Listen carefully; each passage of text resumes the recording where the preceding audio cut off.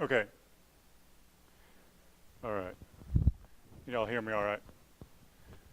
All right. I first of all want to say I appreciate the opportunity to be in front of you. Today I realize how much education's in the room, and it's nice to be in front of a group of colleagues that can relate to a lot of things I'm going to be talking about today. And I commend you for being here and gathering this information. These presentations they've had so far have been great. Mary and Chris have done a great job. And the potential there to take this information back to and reach a lot of producers is, I just really commend you for being here. I was charged with talking about health issues associated with fescue and grazing. So being from central Missouri, fescue is what we have. We have to live with it. We've got other grasses, but for our conditions and location, Kentucky 31 stands up really well, and with some of the marginal soil we deal with, it will grow, and it takes a lot of abuse. So it's definitely what we have. So, and that's what I've been practicing with for 29 years. Graduated in '88 and worked for a local veterinary clinic about 30 miles from where I grew up for about 3 years, and then had the opportunity, a local veterinarian came to me and I bought a practice about 5 miles from where I grew up, so I really just stayed in one place all my life. But the practice is mostly beef cattle, and I have a real strong emphasis on production medicine, so I like to try to reach the producers and make sure they're profitable. So, and in saying that, we look at turning forage into beef. I mean, that's definitely an efficient process, and so we try to help the producers be profitable.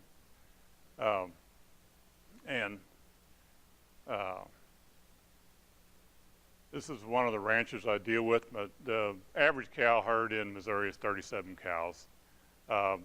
Since '92, I've worked with this ranch, and it's a local, it's central Missouri. Well, they have 3 ranches over the state. Run about 8,000 Angus cows, and have a feedlot that we run 10,000 calves through every year. And this is one of the reasons I've tried to stay up on anything, because when your decisions affect 10 calves, it's not a big deal. When you got 8,000 calves, you got to make a decision on you. Try to stay up on things as much as possible. And this group of people, well, there's one owner, but they try to produce quality beef, and they do it on fescue. So they've done a lot of work with genetics. Some of these guys, they started up in '92 and came in and bought a bunch of really nice registered Angus cattle and did the show thing. They were winning shows everywhere.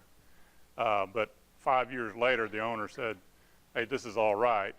I can trade money with other registered producers, but I want to produce beef. I don't want to produce a quality beef product. So since then, they've gone to mostly all commercial right now, and doing a little crossbreeding with some Wagyu and different things. But anyway, it's been good working with these guys.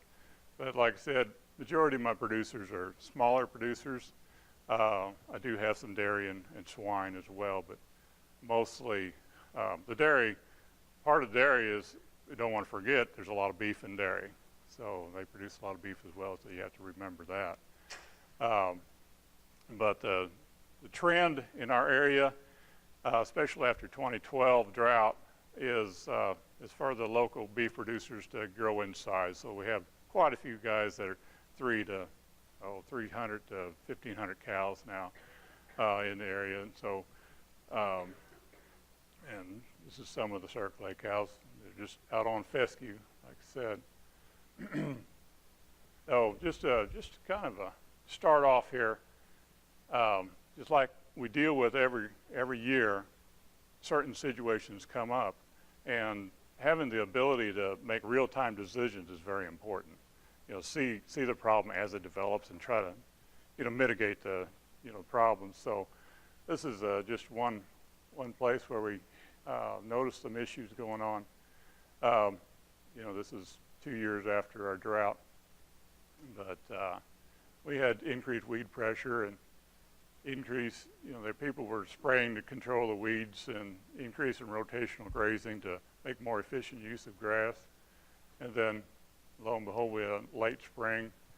The ergot alkaloids were very high levels that year, and some of the pregnant rates, especially on young cows, are down close to 50% from what they were, so that's a huge cut.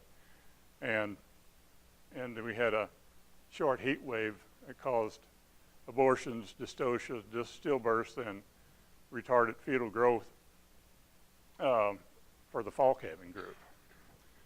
And there's one of the things, about 10 years ago, a research group contacted me, and they wanted to know if I had producers that would be willing to work with me and look at a way they had of mitigating fescue toxicosis. And of course, at that time, you know, I'd been in practice 15 years and saw all the effects of fescue toxicosis. So, but yeah, you know, that'd be great. Let's try to, you know, we're glad to participate in that because I saw the benefit of it, or benefit of cutting, you know, fescue toxicosis. So I did a trial. Or first thing they did, they asked me, well, what we want to do is get some of your producers that are growing calves to put them out on fescue and don't feed them anything, don't supplement them at all, and take them through to the fall, and then, you know, we're going to put a group of calves next to them on some sprayed grass with some Seedhead suppression and see how they do. But I couldn't find one of my producers that would not supplement their calves on fescue, because they know if they do that, there's no gain, so they're not going to give up the gain. So anyway, that was quite interesting. But we did go ahead and do some Seedhead suppression with a chemical, and we'll talk about that a little later. And it definitely showed some significant improvements.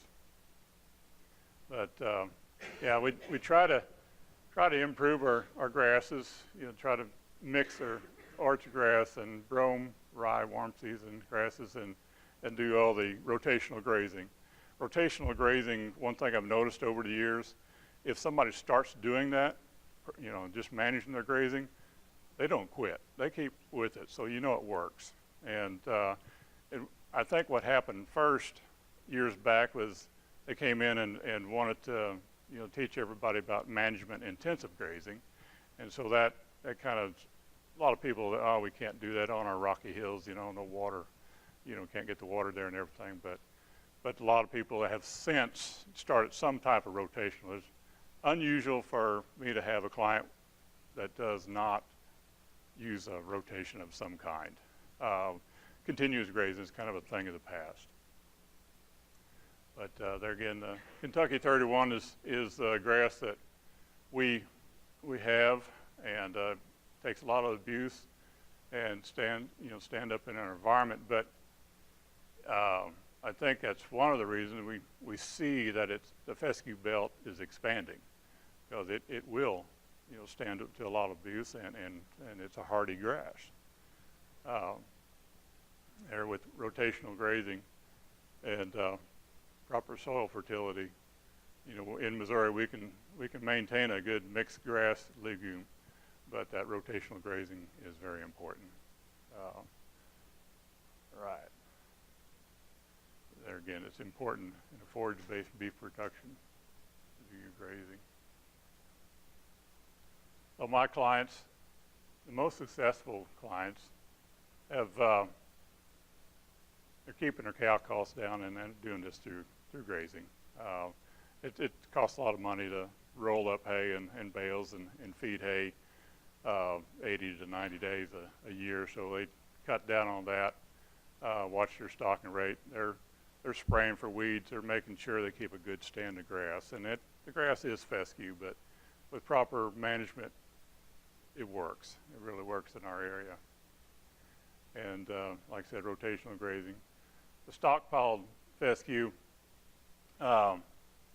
winter stockpile is something probably been doing for the last 10 years in any number, and it does work. I've got one client in the fall of 2012 when we had our severe drought. We did have, there was nothing but dirt left in Missouri, and we had the Hurricane Isaac came up in August, and we got some rain, and I had one client, he was running 600 cows out there, and what he did was he went in there, he worked up the ground and put some seed down and a little bit of weed on top of that, and had developed after the rain from Hurricane Isaac, grew a really good stand of fescue and a little wheat mixed in, and he went through with 600 cows and strip grazed that land, and it's surprising how it opened a lot of people's eyes what they can get through the winter with and how well the cows did. So stockpiled fescue going into winter on a fall calving set of cows will provide what they need. You don't need much supplement, if any at all. So, but you just definitely have to watch what you do as far as doing your stockpiling. One other thing, I keep talking about fall calving. That's one of the things I forgot to mention. Over the 20-some years, my clients in Missouri, most of the larger clients are totally fall calving now. They're able to manage them well. We tried to back the cows up and breed them in April, and we were calving in January, so that didn't work out so well and had too many issues. So majority do fall calve, and the other advent that made that advantageous or worked well in Missouri was these silage bales. A lot of my clients have silage bales. They'll put up some type of a forage and a silage and feed these cows because not everybody is stockpiling fescue now, but more of them are starting all the time. But these clients that graze through the summer on fescue and go into fall and they'll feed some hay, if they feed them some supplement with some silage hay in November, December, January, we get a lot of cows bred. It's always been, we've always had about a 10% better conception rate in fall than spring in our area, and it's mostly all been due to the fescue. Summer grazing is something I don't have a lot of people doing. I do have people with these grazing systems that are putting their cows up in late August, September and feeding them hay. One or two clients will do some summer grazing. They'll stockpile that fescue for grazing, and it's kind of interesting, but hasn't caught on a lot at this time. But putting them up and dry allotting them, and the fall calving cows when they're calving in September has been done, and it does work. So they're allowing time for their grass their stockpiled fescue to grow. All right, it's important to keep the fertility up, the lime fertilizer, and manure, and of course pasture improvements, weed control is becoming more important all the time. Problems we're seeing, we still deal with the summer slump, and with fescue, even with all the advancements we've made with supplements and different things like that. Fall calving, abortions, small and deformed calves. Like I said, we have switched to a lot of fall calving, but our problems just switched from not getting them bred. Now we lose calves right before they calve. So it's kind of a trade-off. Our heifers are our main problem because they're not acclimated to the fescue, the ergovaline and the fescue. So come July and August, what we've done is tried to get those heifers onto a summer annual or even just a warm season grass, and that really works if you can get that done. But it all takes time and effort to do it. But getting them off fescue or supplementing them with soy hulls, distillers in a high enough amount will help mitigate. But you have to make sure that you have some place in the pasture that these heifers can get away from the heat, or try to make them more comfortable. Otherwise, we will slip some calves. I feel it's from the increased body temperature and the environmental temperature on top of that. If we get a heat spell that's a week or so long, over 100 degrees, with a heat index of 110, we're going to slip calves. So we try to make them as comfortable as possible, and it has worked. It's not 100%, but and put this bottom on here. Several years back, or maybe longer than I think, but Casey Olson at K-State had come up with the fact that they moved their calving season later in the spring at K-State, or one of their farms, and they did a great job. Lowered their cost, and they breed back, because they had the calving and breeding right when they had optimal peak production on the forage, and it definitely pays off. But our problem is fescue. We deal with toxicosis, so if we get into May and we're trying to breed those cows back in late June and July, with the heat index we have in Missouri, and fescue toxicosis, doesn't work. So if there's a way we can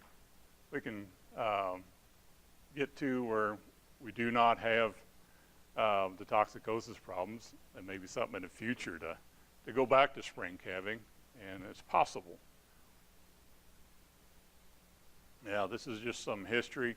I apologize. There's going to be, I pulled some slides from different presentations and put them together. Maybe a little repetition, but just bear with me on that. But yeah, discovered in 31. So fescue hasn't been around as long as you would think, and they definitely found out there were some issues pretty quick in the next 20, 30 years, and discovered the Endophyte in the 70s. All right, here's a picture of the fescue belt, and I'd say it's probably even a little larger than that. But and people can correct me on that, but this is one of the pictures I found on how widespread fescue is now. There's a lot of cattle on fescue in this area. All right. And this is a number that comes up, $1 billion. Put that in perspective,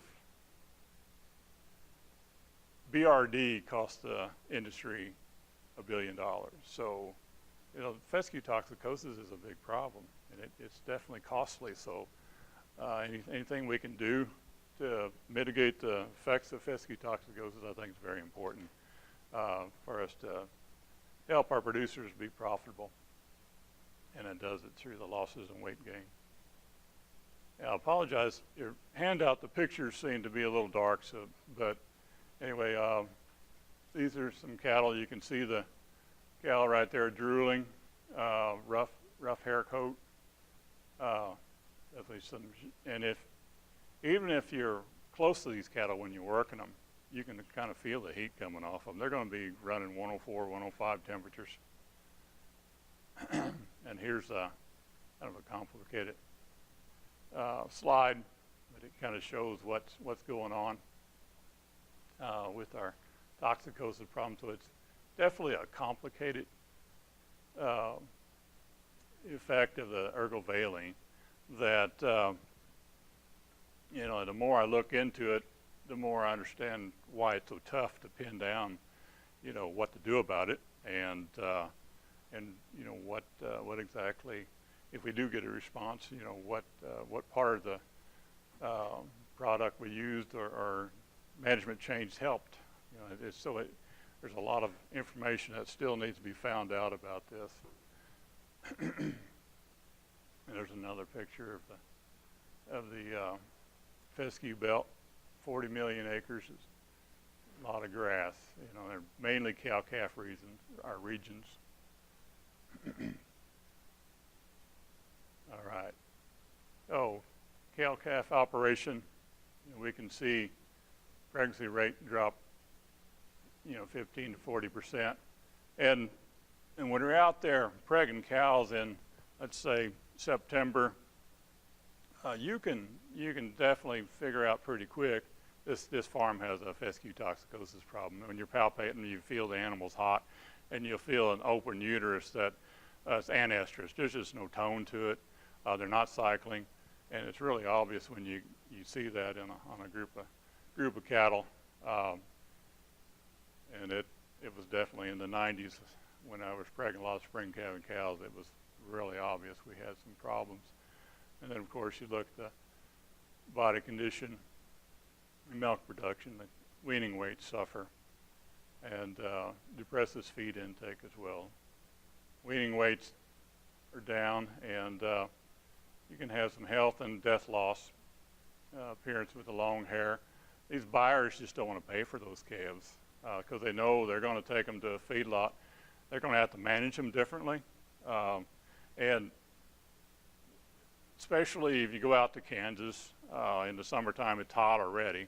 You get a calf coming in that's long-haired and his body temperature already 104. What does that do for heat stress? Your heat stress is going to be just out of this world. So the feedlot themselves has to be educated on how to handle these calves. And so you can see why they don't want to give us much money for them. And it's costing our producers, our cow-calf producers, quite a bit of money. So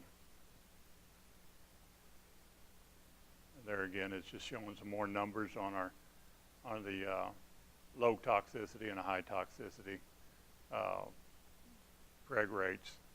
That's a really big difference. But I've seen it, especially like I said, in younger cattle that aren't acclimated. Your first calf heifers, your 2-year-olds, will definitely show a huge problem there. And your gain is lower, and your weaning weights, of course, reflect that as well. This is the Endophyte, which has a toxin.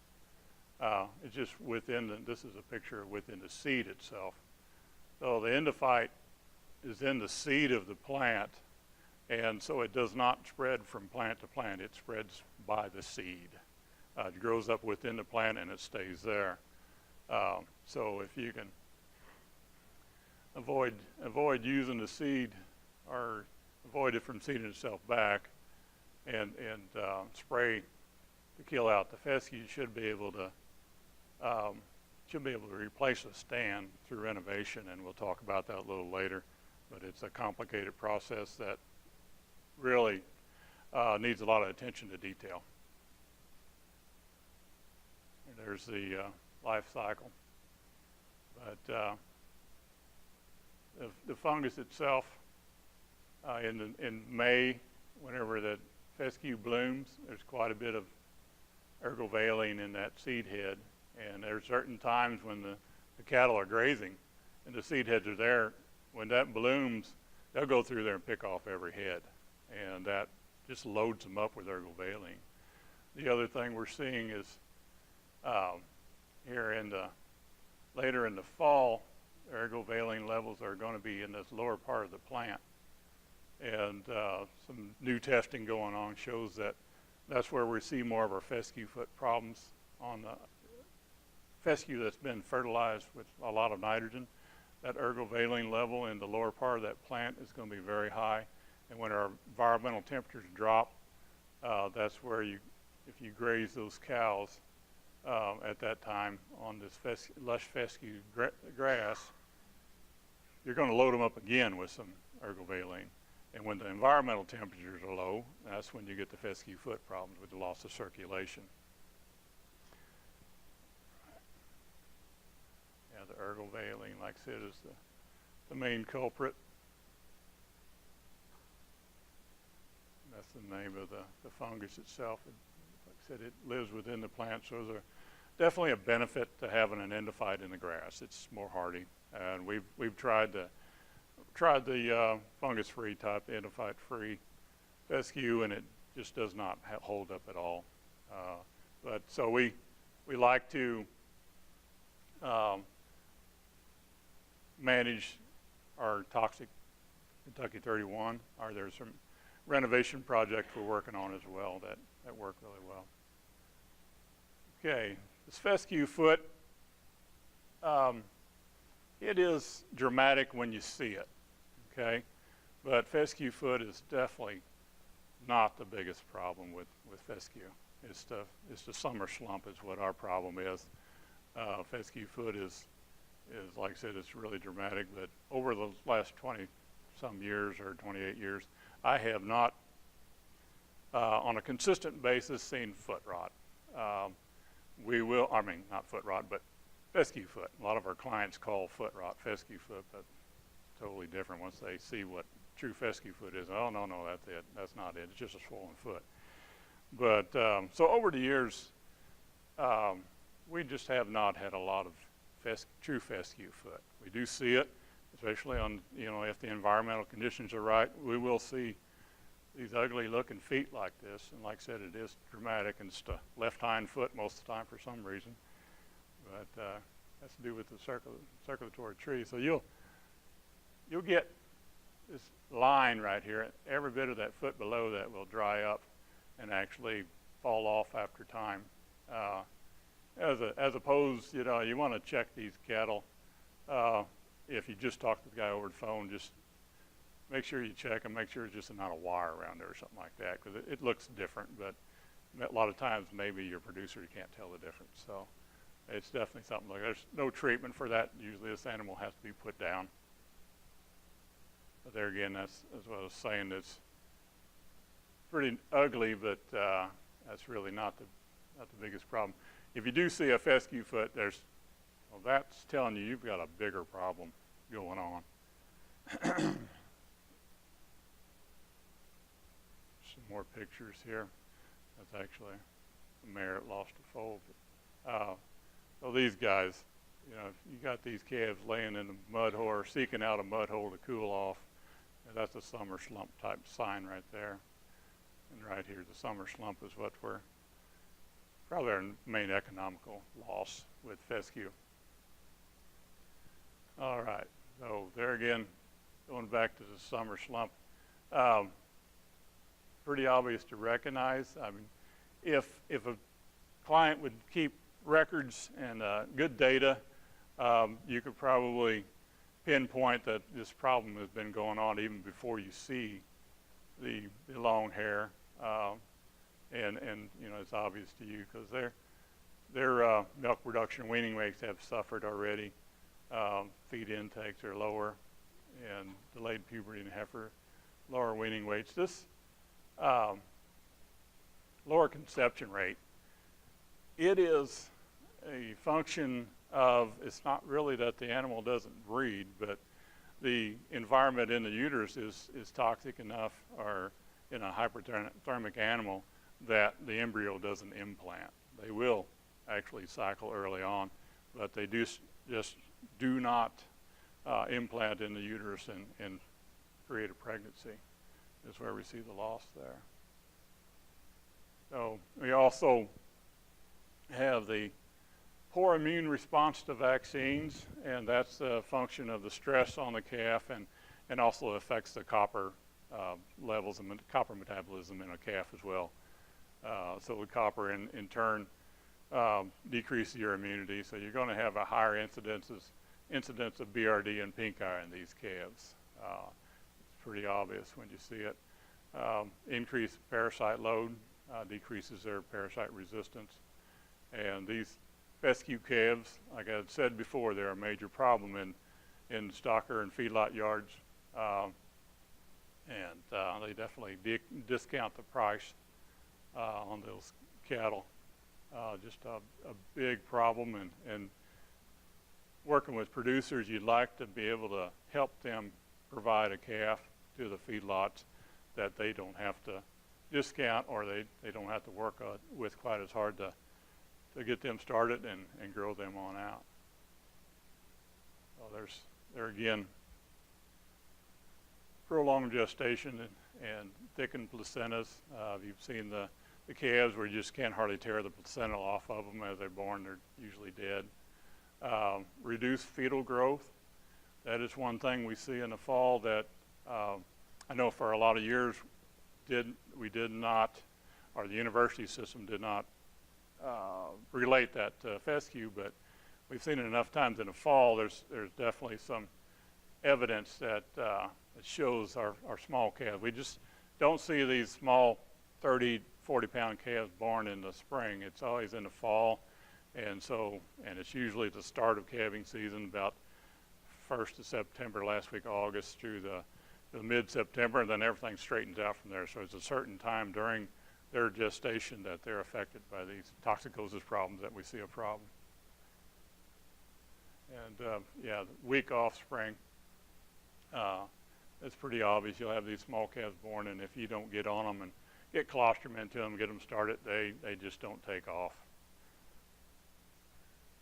Another picture of some summer slump calves. So there again, I've mentioned before, we switched to fall calving, and like I said, the larger herds, they are 100% fall calving now, and just won't go back to spring.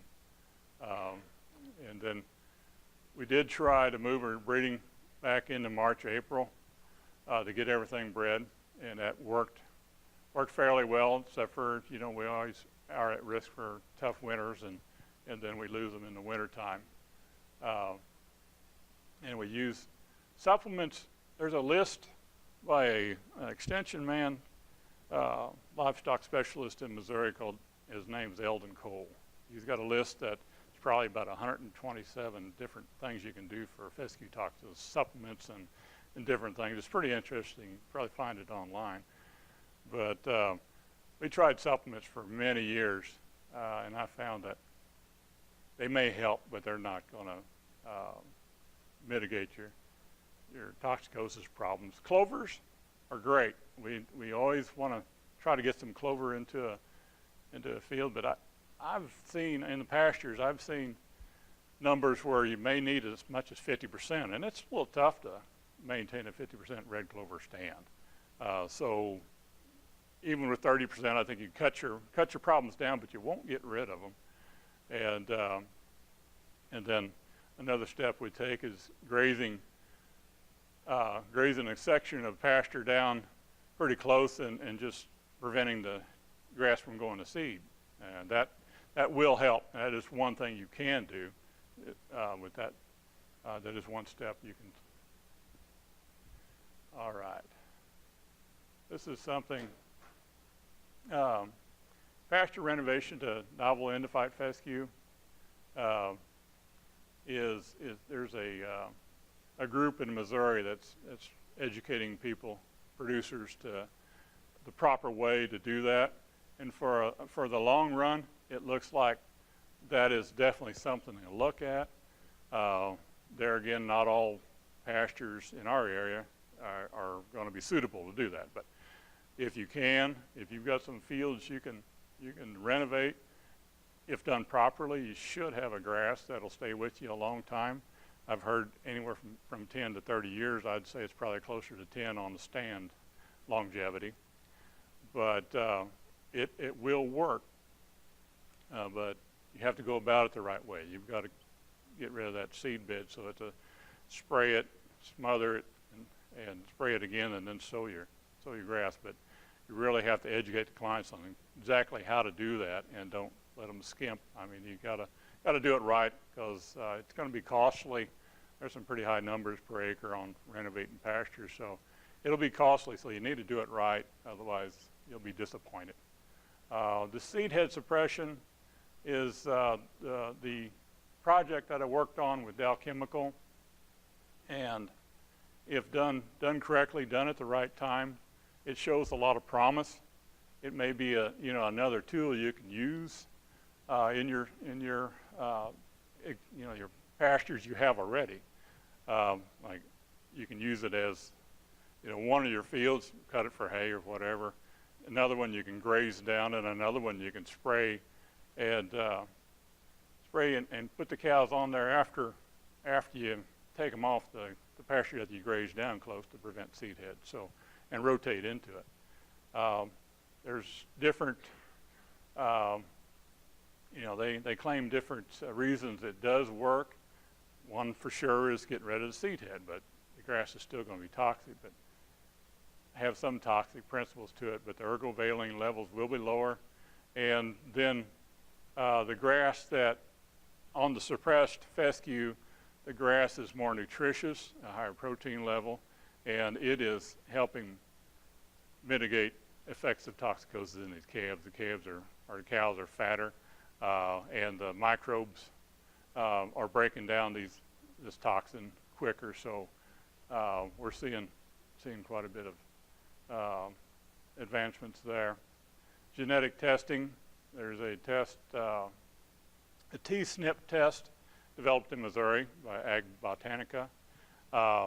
And so it is testing for fescue tolerance. It's not a fescue resistant, it's a fescue tolerance. So it's another tool, like a lot of these genetic tests out there now, it's a tool to use, but it's not 100% where, you just don't want to see if this animal doesn't test out. You don't want to cut her head off. It's one of the criteria you use to cull a cow, let's put it that way, because you got to use production numbers too. So you just don't want to use just this one test, but it shows some promise, and I think we're heading the right way to look at the genetic kinds of thing, sides of things. Ammoniating fescue hay to cut the toxin down in the hay. We don't have a lot of people doing that. I think mainly because ammoniating hay is not the easiest thing to do, and there's some danger involved in it. We were exposed to this process in, it was the fall of 2012 during the drought. We bought a lot of corn stalks and stacked them up and ammoniated them just for feed. And so there's a lot of extension agents going around trying to educate people on how to do that.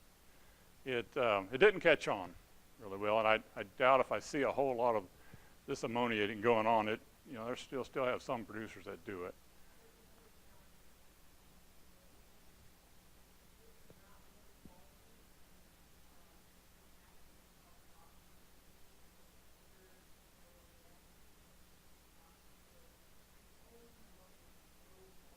Okay, good. Very good point. Very good point. Yes, yeah. So looking at the stockpiled fescue, it's definitely works in our system, and there again, that has to be done correctly. Yeah, fall and winter stockpiled. Do not apply too much nitrogen. That's a big thing we're seeing now. I talked to Glenn Aiken on Monday. He does a lot of work out of Kentucky on fescue toxicosis, and last winter I had several stockpiled fescue fields that we had fescue toxicosis on, and we just had different environmental conditions again. So we had the winter, we never really had a good hard freeze, so it's really important to stockpile properly. Do not put too much nitrogen on, and then to wait after a hard freeze to put the cattle onto it. That's very important for the availability of the ergovaline in the plant itself. I had one of my clients last fall. He had a pasture that was up against a stalker guy, so he just decided, he was in rotational grazing, doing a great job rotational grazing. He fertilized his field in the spring. He let it grow all summer long. Brush hogged, or he combined the seed off of it, and then come fall, he really didn't need it, so he just let it go, and he put cows out there in late December, and that's where I saw some fescue foot. So you really have to work on educating your clients about stockpiling as well. Make sure they graze it off, graze it off in August and start with new growth going into the fall. That's so important. Don't let an old stand there and put the cows on it that next fall, because you'll create your own problems. So education is very important on stockpiling as well. And then again, the summer stockpiling, it's not done much at all, but you still don't want to put too much nitrogen on in the spring, and I would either spray to suppress the seed heads or clip the seed heads if I was going to stockpile some grass to graze in August. And there's the T-SNP test I was talking about that was developed at Missouri. There's a group of scientists there at MU that developed it, but they couldn't market it under the university name for some reason, so they developed their own company. And so they're marketing that test, and here's some of the results they're showing. With a novel endophyte, you're up here on your numbers with the growth and everything, production numbers. T-SNP with a score of 4 to 5, they're doing this kind of gain on grass only, and then there's as compared to a toxic fescue. So you're stepping up each time. There's another slide showing T-SNP, and so it has not shown an advantage on non-toxic fescue, which you would understand, it makes sense. But on toxic fescue, you're showing a 56-pound increase in gain, and which is definitely significant. So they're showing some good numbers with it, and so I hope it shows some promise. But the novel endophyte fescues are, the Max Q's been around, and there's an Arkansas variety, Bar Optima. There's a newer one that's around that works well. Gary Lacefield in Kentucky, did he not come up with a novel endophyte fescue?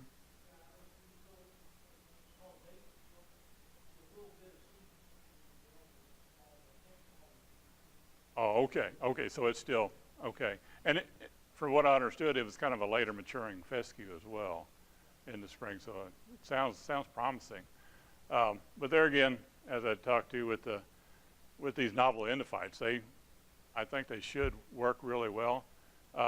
They're more palatable, so these cows are going to stay out there and eat it into the ground if you let them. So rotational grazing, this grazing is going to be important with those manager grazing. Otherwise, you'll be really disappointed because they'll graze it down to the ground, and you may lose the stand after spending all that money.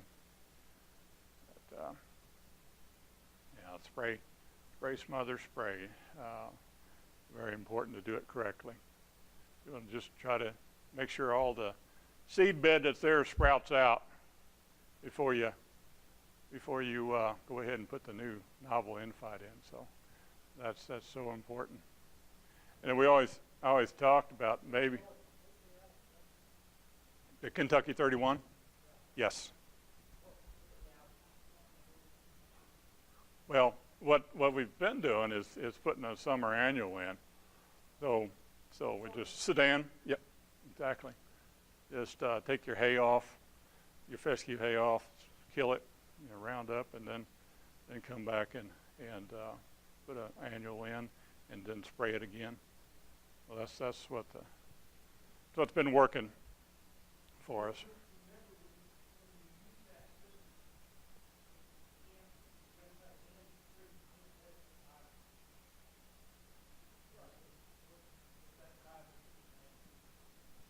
Yeah, I guess another option would be to suppress the seed head as well. Might work for you, but cutting it early in May. One side note here, a client I talked about that stockpiled the old stand of fescue this winter. When I preg checked, he had 25% bred. They were rough looking, losing tails in my hand when I was preg checking, things like that. So it was a serious problem, and probably the first time I saw that in January in a long time. But so it's kind of bad because you try to get these guys to rotationally graze, and then here they're creating a problem, so you got to back up. Well, we need to do this right, and education is very important. But what he did is he took them off of that stockpile, and he cut all of his hay early in the spring, in May, and wrapped it, silage baled it, and he's been grazing those cows on this short fescue. And I pregged them, ultrasounded them here in August, and he had 95% bred, and those cows were slick. It was just amazing. And And those changes he made in the grass made all the difference. So you can supplement all you want. And that's one of the things he said, well, I know what I did. I changed my mineral. And no, it all goes together. But changing the grass is one thing you can do that's going to make more change than anything. All these other steps you take, are going to help some with fescue toxicosis, but they're not going to make as much difference as if you just change the grass. So rotating the animals in non-fescue pastures, and when the environmental temperatures are high, it's going to help out, especially on the heifers, like I mentioned before. These endophyte-free varieties, just poor persistence.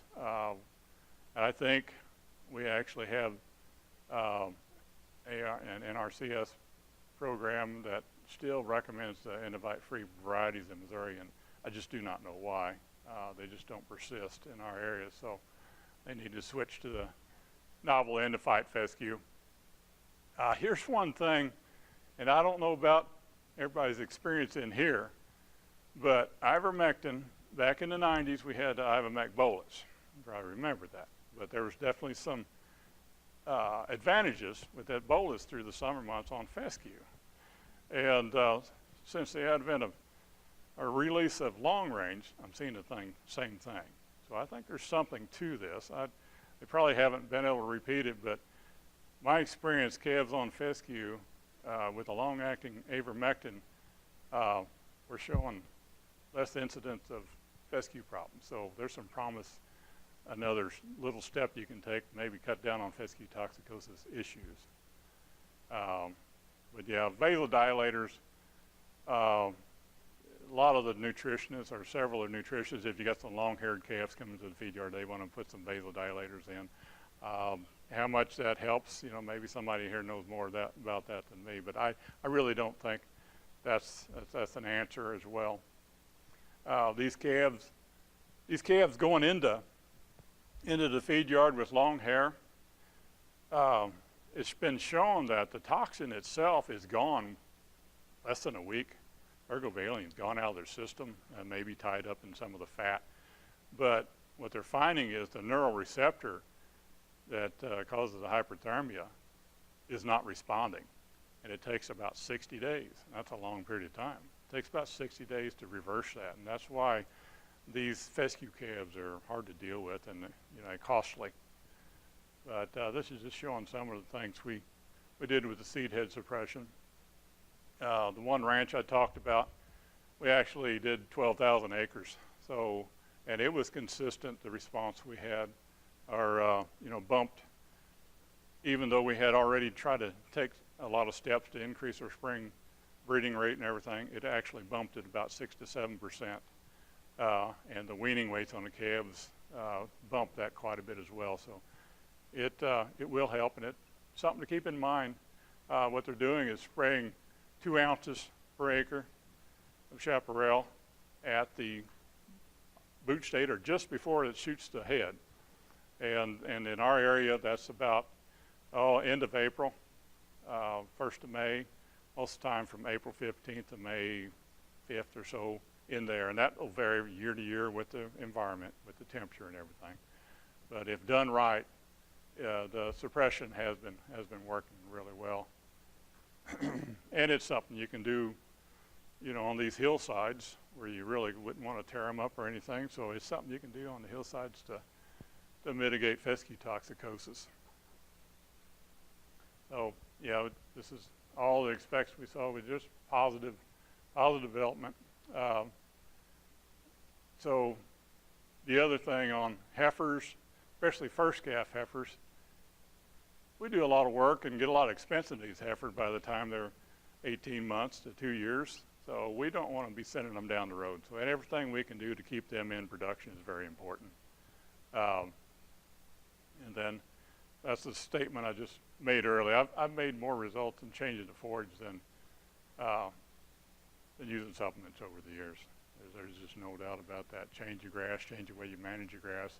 You'll be happier with what you're doing. This is out on Circle A. you know, I don't imagine, I can't imagine how long it did to do 12,000 acres, but I wouldn't want to ride that truck that long. And that's one of the things with our Seedhead suppression. It works, but the logistics of getting it done at the right time, we need more guys driving spray trucks that are willing to drive over rough pasture, and that's hard to do, but it's something there. You know, we've got more co-ops that are doing that now, and so I think it's going to be doable in the future to cover quite a few acres and help us out. It's not something you want to do every year, but I'd say, like I said, just incorporate into a rotation program. So that's just a statement I came up, and you have to have good pasture management practices, otherwise that's not going to work as well, but it does show some promise. All right, here's some, you know, these steps you take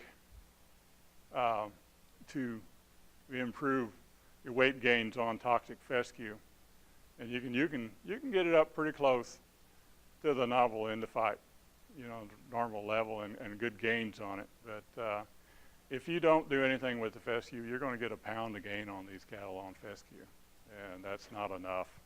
So you've got to supplement.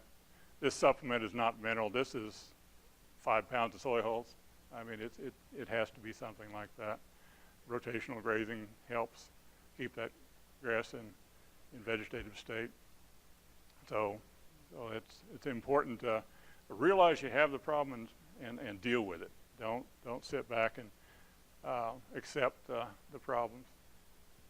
Oh yeah, this is just showing some what Chris was saying earlier about dropping your hay requirements. That's very economical, and that is just an example of a summer stockpile.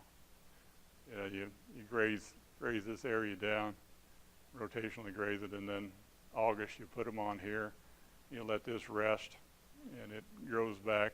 You just start rotating them on a cross for winter after that. So there are ways of doing it, but you have to have the pasture. You have to figure a way to get it done. So thank you. Appreciate it. Any questions?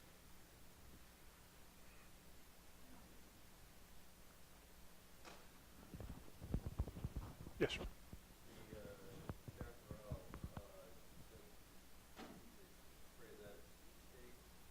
Yes, right before it shoots the seed head. Yeah, and there's.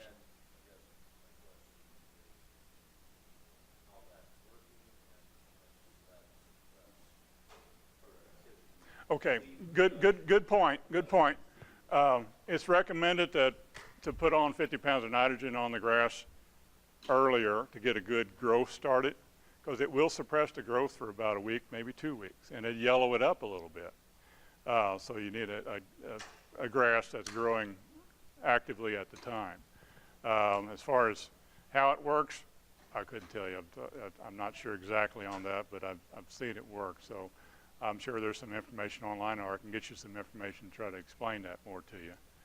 But yeah, that's a good point. I mean, you're going to expect some yellowing of the grass, but like I said, when it comes back, it's pretty impressive, the leaf growth on that grass and how the cattle do on it. They do really well. Yes, yeah, and you can even do it while the cattle are on the pasture. Generally, you don't recommend that every year, right? I don't think Dow recommends that every No, year. it's just something to rotate through, and especially economical if you've got a weed problem, because it'll take care of all the weeds as well. It's got another chemical, aminopyrrolid, in with that sulfur that's really a good broad leaf, you know, with some persistence. Yeah, so we've got one ranch that has used it 5 years in a row, and they're seeing some thinning of the stand, but the benefit, he's starting to get some native grass into the stand, so he's really not a bad trade-off. He kind of likes what he sees. But yeah, you don't want to overspray, you don't want to double spray, because you will suppress the grass. And if you do, I mean, you'll probably open up the pasture for other grasses to come up, or if you spray too much, because you want to 2 ounces is all. I think like for blackberries and different like that, the label is 3.5 ounces, but it's just a lower dosage or lower level of chaparral, lower rate.